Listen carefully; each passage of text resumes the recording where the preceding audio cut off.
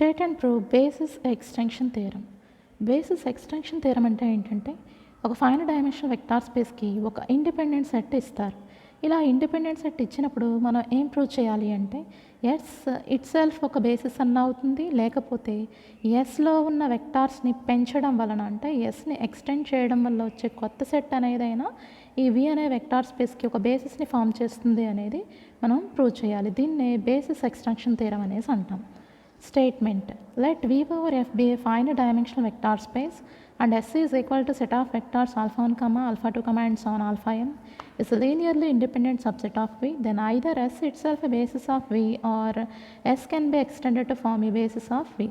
So ఇలాగ S అనే ఒక ఇండిపెండెంట్ సెట్ని ఒక ఫైనల్ డైమెన్షనల్ వెక్టార్ స్పేస్కి ఇచ్చినప్పుడు మనం ఏం ప్రూవ్ చేయాలి అంటే, ఎస్ ఇట్ సెల్ఫ్ అనేదైనా ఎస్ దాని అంతటా అదే ఒక బేసిస్ అవుతుందని, లేకపోతే ఎస్లో ఉన్న వెక్టార్స్ని పెంచడం వల్ల, అంటే ఎస్ అనే సెట్ని ఎక్స్టెండ్ చేయడం వల్ల వచ్చే కొత్త సెట్ ఏదైతే ఉంటుందో ఆ సెట్ అనేది వి అనే వెక్టార్ స్పేస్కి ఒక బేసిస్ని ఫామ్ చేస్తుంది అనేది ప్రూవ్ చేయాలి. Proof: let V over F be a final dimensional vector space. V అనేది ఫైనల్ డైమెన్షనల్ వెక్టార్ స్పేస్ అని ఇచ్చారు. మనం బేసిస్ ఎగ్జిస్టెన్స్ థియరం ప్రకారం ప్రతి ఫైనల్ డైమెన్షనల్ వెక్టార్ స్పేస్కి ఏముంటుందని ప్రూవ్ చేసాం, ఒక ఫైనల్ బేసిస్ ఉంటుందని ప్రూవ్ చేసాం. కాబట్టి వీకి ఒక ఫైనల్ బేసిస్ ఉంటుంది.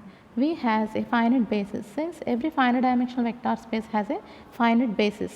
ఇది బేసిస్ ఎగ్జిస్టెన్స్ థియరం. సో ఒక ఫైనైట్ బేసిస్ ఉంటుందన్నాం కాబట్టి ఆ బేసిస్ సెట్ని నేను ఇక్కడ B అని తీసుకున్నాను. Let it be B is equal to set of vectors beta 1, beta 2, and so on beta n. So ఇక్కడ B అనేది మనకి బేసిస్ అయ్యింది అంటే, బేసిస్ డెఫినేషన్ ప్రకారం B అనేది Li అవుతుంది. అలాగే second condition L of B equal to V కూడా అవుతుంది. సో ఇక్కడ మనకి ఎస్ అనే ఒక ఇండిపెండెంట్ సెట్ కూడా స్టేట్మెంట్లో ఉంది కాబట్టి, S is equal to set of vectors alpha 1, alpha 2, and so on alpha m is linearly independent subset of V. So ఇక్కడ ఎస్లో ఉన్న వెక్టార్స్ అన్నీ కూడా ఇందులోవి విలోవే. So clearly each alpha i belongs to V. మనకి L of B equal to V అవుతుంది కాబట్టి, విలో ఉన్న ఆల్ఫా 1, ఆల్ఫా 2, ఆల్ఫా ఎంని ఎలా రాయొచ్చు, బిలో ఉండే వెక్టార్స్ యొక్క బీటాస్ యొక్క లీనియర్ కాంబినేషన్ కింద రాయొచ్చు. So clearly each alpha is linear combination of vectors in B. ఇక్కడ ఆల్ఫా ఐ అనేది ఎస్లో ఉంది అంటే ఎస్ అనేది వికి సబ్సెట్ కాబట్టి ప్రతి ఆల్ఫా 1, ఆల్ఫా 2, ఆల్ఫా ఎం అనేవి విలో కూడా ఉంటాయి. సో ఇక్కడ మనకి ఆల్ఫా ఐ అనేది, అంటే ఆల్ఫా 1, ఆల్ఫా 2, ఆల్ఫా ఎం ఇవి విలో ఉన్నాయి కాబట్టి మన దగ్గర L of B equal to V అని ఉంది కాబట్టి, ఆల్ఫా ఐ అనేది విలో ఉంది అంటే ఆల్ఫా ఐ అనేది ఎల్ ఆఫ్ బిలో కూడా ఉంటుందన్నమాట. సో ఆల్ఫా ఐ అనేది ఎల్ ఆఫ్ బిలో ఉంది అంటే దాని అర్థం ఏంటి, is a linear combination, alpha is a linear combination of vectors in B. So ప్రతి ఆల్ఫా 1, ఆల్ఫా 2, ఆల్ఫా ఎంని బి అనే వెక్టార్ సెట్లో ఉన్న వెక్టార్స్ యొక్క లీనియర్ కాంబినేషన్ కింద రాయొచ్చు. సో ఇలాగా మనం రాసిన తర్వాత యూనిట్ స్టార్టింగ్లో నోట్ ఫస్ట్ పాయింట్ ప్రకారం ఒక బీటా అనే వెక్టార్ని ఆల్ఫాస్ యొక్క లీనియర్ కాంబినేషన్ కింద రాయగలిగినప్పుడు, ఆ ఆల్ఫాస్ సెట్లో ఈ బీటాని కూడా మనం కలిపితే వచ్చే సెట్ని ఏమని చెప్పుకున్నాం, లీనియర్లీ డిపెండెంట్ సెట్ అనేసి చెప్పుకున్నాం. మనం యూనిట్ స్టార్టింగ్లో నోట్ ఫస్ట్ పాయింట్ ప్రకారం చూస్తే కనుక ఇక్కడ ఆల్ఫా 1, ఆల్ఫా 2, ఆల్ఫా ఎంని బీలో ఉన్న బీటాస్ యొక్క లీనియర్ కాంబినేషన్ కింద రాయొచ్చు అంటున్నాం. కాబట్టి ఈ బీటాస్తో పాటుగా ఆల్ఫాస్ అన్నిటిని ఒక సెట్లో వేసుకుంటే ఈ సెట్ అనేది నోట్ ఫస్ట్ పాయింట్ ప్రకారం లీనియర్లీ డిపెండెంట్ సెట్ అవుతుందన్నమాట. సో ఇలాగా మనం ఏవైతే ఆల్ఫాస్ బీటాస్ కలిపిన సెట్ని వేసామో దాన్ని S1 అని తీసుకుంటాం. Consider the set S1 is equal to set of vectors alpha 1, alpha 2, and so on alpha M, beta 1, beta 2, and so on beta N. మనం ఆ నోట్ ఫస్ట్ పాయింట్ ప్రకారం ఈ సెట్ అనేది ఏమని చెప్పచ్చు అంటే, S1 అనేది లీనియర్లీ డిపెండెంట్ సెట్ అని చెప్పచ్చు. సో ఇక్కడ ప్రతి ఆల్ఫా 1, ఆల్ఫా 2, ఆల్ఫా ఎంని బీలో ఉన్న బీటాస్ యొక్క లీనియర్ కాంబినేషన్ కింద రాయొచ్చు కాబట్టి, బీటాస్తో పాటుగా ఆల్ఫాస్ అన్నిటిని కలిపి ఒక సెట్ కింద వేసుకుంటే దాన్ని S1 అని తీసుకుంటాం. ఆ నోట్ ఫస్ట్ పాయింట్ ప్రకారం S1 అనే సెట్ ఏమవుతుంది, లీనియర్లీ డిపెండెంట్ సెట్ అవుతుంది. నెక్స్ట్ S అనేది వికి, S1 అనేది వికి సబ్సెట్ కాబట్టి, వి అనేది ఫైనైట్ డైమెన్షనల్ వెక్టార్ స్పేస్ కాబట్టి, finite dimensional vector space definition ప్రకారం మనకి వి అనేది ఫైనైట్ డైమెన్షనల్ అయింది అంటే దానికి ఉన్న ప్రతి సబ్సెట్ కూడా ఏమవుతుంది, L of S is equal to V అవుతుంది అనమాట. ఇక్కడ S1 అనేది వికి సబ్సెట్ కాబట్టి L of S1 equal to V అవుతుంది. ప్రతి ఫైనల్ డైమెన్షనల్ వెక్టార్ స్పేస్కి ఒక సబ్సెట్ ఉన్నప్పుడు దాని లీనియర్ స్పానింగ్ అనేది వీకి ఈక్వల్ అవుతుందన్నమాట డెఫినేషన్ ప్రకారం. సో ఇప్పుడు మనకి ఎప్పుడైతే S1 అనేది లీనియర్లీ డిపెండెంట్ అయ్యిందో యూనిట్ స్టార్టింగ్లో నోట్ పాయింట్ 2 ప్రకారం ఏం చేయొచ్చు, అందులో ఒక వెక్టార్ని తీసుకుని దాన్ని ప్రిసీడింగ్ వెక్టార్స్ యొక్క లీనియర్ కాంబినేషన్ కింద రాయొచ్చు. ఇక్కడ మన దగ్గర ఆల్ఫాస్ ఉన్నాయి కదండి, ఆల్ఫాని తీసుకోవచ్చు కదా అంటే మన దగ్గర ఎస్ అనేది ఏమనుంది, ఆల్ఫాస్తో ఉంది. ఆల్ఫా 1 నుంచి ఆల్ఫా m వరకు ఉంది. ఈ సెట్ అనేది ఏమని ఇచ్చేసారు స్టేట్మెంట్లో, ఇండిపెండెంట్ సెట్ అని ఇచ్చారు.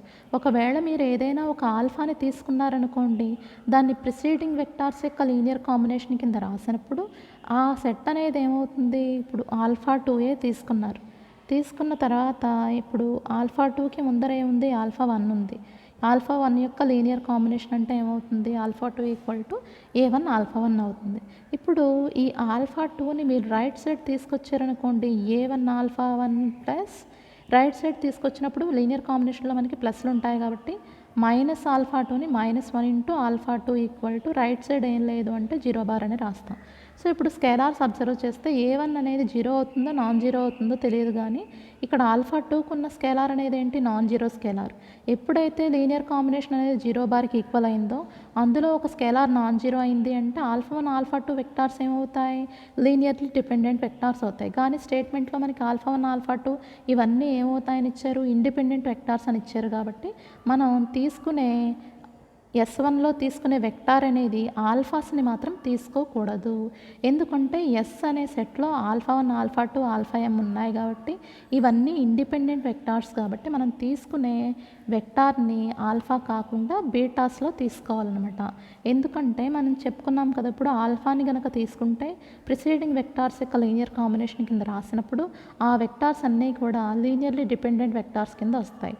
కానీ స్టేట్మెంట్లో మనకి ఎస్లో ఉన్న ఆల్ఫాస్ అన్నీ కూడా ఇండిపెండెంట్ అని ఇచ్చారు కాబట్టి మనం ఇలా తీసుకునే వెక్టార్ అనేది ఆల్ఫాని మాత్రం తీసుకోకూడదు, బీటాస్ని తీసుకోవాలి. So there exist a vector not in alphas beta i belongs to S1. ఆల్ఫాస్ని తీసుకోకుండా ఈ S1లో బీటాస్లో ఏదైనా ఒక బీటాని తీసుకోవాలి. నేను బీటా ఐ అనే దాన్ని తీసుకున్నాను, బీటా ఐ ఇది, beta i belongs to S. ఇప్పుడు లీనియర్లీ డిపెండెంట్ కాబట్టి నోట్ సెకండ్ పాయింట్ ప్రకారం బీటా ఐని ఎలా రాయొచ్చు, beta i is linear combination of its preceding vectors. Beta ఐకి ముందున్న వెక్టార్స్ ఏవైతే ఉంటాయో వాటి యొక్క లీనియర్ కాంబినేషన్ కింద బీటా ఐని రాయొచ్చు. నోట్ థర్డ్ పాయింట్ ప్రకారం ఇలా రాసిన వెక్టార్ని ఏం చేయాలి, ఆ సెట్ నుంచి తీసేయగా మనకి ఏమొస్తుంది, కొత్త సెట్ ఒకటి వస్తుంది కాబట్టి so S2 is equal to S1 minus beta I. So ఇలాగా లీనియర్ ప్రిసీడింగ్ వెక్టార్స్ యొక్క లీనియర్ కాంబినేషన్ కింద రాసిన వెక్టార్ని S1 నుంచి తీసేయగా మనకి S2 అనే కొత్త సెట్ వస్తుంది. ఇప్పుడు S1లోంచి ఒక వెక్టార్ని తీసేయగా S2 వస్తుంది కాబట్టి S2 అనేది S1కి ఏమవుతుంది, సబ్సెట్ అవుతుంది. నోట్ థర్డ్ పాయింట్ ప్రకారం ఇలా S2 అనేది S1కి సబ్సెట్ అయితే L of S2 equal to ఏమవుతుంది, L ఆఫ్ S1 అవుతుంది. మనం చెప్పుకున్నాం ప్రతి ఫైనల్ డైమెన్షనల్ వెక్టార్కి ఉండే సబ్ స్పేస్ ఏదైతే ఉంటుందో దాని స్పానింగ్ అనేది ఏమవుతుంది, Vకి ఈక్వల్ అవుతుందని చెప్పుకున్నాం కాబట్టి so L of S1 equal to V అవుతుంది. కాబట్టి దీనికి ఈక్వల్గా ఉన్న L ఆఫ్ S2 కూడా ఏమవుతుంది, Vకి ఈక్వల్ అవుతుంది. L ఆఫ్ S1 Vకి ఈక్వల్ అయింది కాబట్టి ఈ S1కి ఈక్వల్గా ఉన్న L ఆఫ్ S2 కూడా ఏమవుతుంది, Vకి ఈక్వల్ అవుతుంది. సో ఇప్పుడు మనకి కొత్తగా ఏమొచ్చింది, S2 అనే కొత్త సెట్ వచ్చింది. ఇది లీనియర్లీ ఇండిపెండెంట్ అవుతుందో తెలియదు, డిపెండెంట్ అవుతుందో తెలియదు. అందుకని మనం ఎగ్జిస్టెన్స్ థియరంలో చేసినట్టుగా ఇక్కడ S2 ఇండిపెండెంట్ అయితే S2 డిపెండెంట్ అయితే అని 2 కేసెస్ చేస్తాం అనమాట. సేమ్ ఎగ్జిస్టెన్స్లో చేసినట్టుగానే చేయాలి ఇక్కడ కూడా. సో ఇప్పుడు S2 అనే కొత్త సెట్ ఇండిపెండెంటో డిపెండెంటో తెలియదు కాబట్టి నేను ఫస్ట్ ఏమైనా తీసుకుంటున్నానంటే S2 అనేది లీనియర్లీ ఇండిపెండెంట్ సెట్ అని తీసుకుంటాను. ఎప్పుడైతే S2 అనేది లీనియర్లీ ఇండిపెండెంట్ అయిందో L ఆఫ్ S2 అనేది ఏమనుంది మన దగ్గర, V అనే ఉంది కాబట్టి బేసిస్ కండిషన్స్ ప్రకారం ఈ S2 అనేది ఏమవుతుంది, Vకి ఒక బేసిస్ అవుతుంది. S2 forms basis. S2 అనేది Vకి ఒక బేసిస్ని ఫామ్ చేస్తుంది అనమాట. S2 అనే దాంట్లో ఏమున్నాయి, ఆల్ఫాస్ బీటాస్ రెండు ఉన్నాయి కాబట్టి ఆల్ఫాస్ బీటాస్ రెండు మనకి S2లో ఉన్నాయి కాబట్టి ఎస్లో ఓన్లీ ఆల్ఫాసే ఉన్నాయి కాబట్టి S2 అనేది ఏమవుతుంది అంటే ఎస్కి ఎక్స్టెండెడ్ సెట్ అవుతుంది. ఎస్ని పెంచగా వచ్చిన సెట్ S2 అనమాట. ఇదేం చేస్తుంది, వీకి బేసిస్ని ఫామ్ చేస్తుంది. ఎప్పుడు S2 అనేది లీనియర్లీ ఇండిపెండెంట్ అయినప్పుడు. ఒకవేళ ఇండిపెండెంట్ అవ్వలేదు అనుకుందాం. S2 అనేది లీనియర్లీ డిపెండెంట్ అనుకుందాం. అప్పుడు మళ్ళీ S2లో ఉన్న ఏదైనా ఒక బీటాని ప్రిసీడింగ్ వెక్టార్స్ యొక్క లీనియర్ కాంబినేషన్ కింద రాసుకుంటాం. ఇలా రాసిన వెక్టార్ని S2లోంచి తీసేస్తాం. తీసేయగా మళ్ళీ ఏమవుతుంది, కొత్త సెట్ S3 వస్తుంది. మళ్ళీ S3 అనేది S2కి సబ్సెట్ కాబట్టి మళ్ళీ L of S3 is equal to L of S2 అవుతుంది. L ఆఫ్ S2 Vకి ఈక్వల్ అయింది అంటే L ఆఫ్ S3 కూడా ఏమవుతుంది, Vకి ఈక్వల్ అవుతుంది. మళ్ళీ S3 కొత్త సెట్ ఇండిపెండెంటో తెలియదు, డిపెండెంటో తెలియదు. ఒకవేళ S3 అనేది ఇండిపెండెంట్ అయితే గనక అది ఏం చేస్తుంది, L of S3 equal to V అవుతూ S3 అనేది ఇండిపెండెంట్ కాబట్టి మనకి V అనే వెక్టార్ స్పేస్కి S3 అనేది ఒక బేసిస్ని ఫామ్ చేస్తుంది. సో ఈ S3లో కూడా మనకి ఆల్ఫాస్ బీటాస్ ఉంటాయి కాబట్టి ఎస్ని పెంచడం వల్ల S3 అనే ఒక కొత్త ఎక్స్టెండెడ్ సెట్ అనేది మనకి Vకి బేసిస్ కింద వస్తుందన్నమాట. సో ఇలా మనం ఒకవేళ S3 అనేది ఇండిపెండెంట్ కాదు, డిపెండెంట్ అనుకోండి, ఈ ప్రాసెస్ని మనం ఇలా కంటిన్యూ చేస్తూ ఉండాలన్నమాట.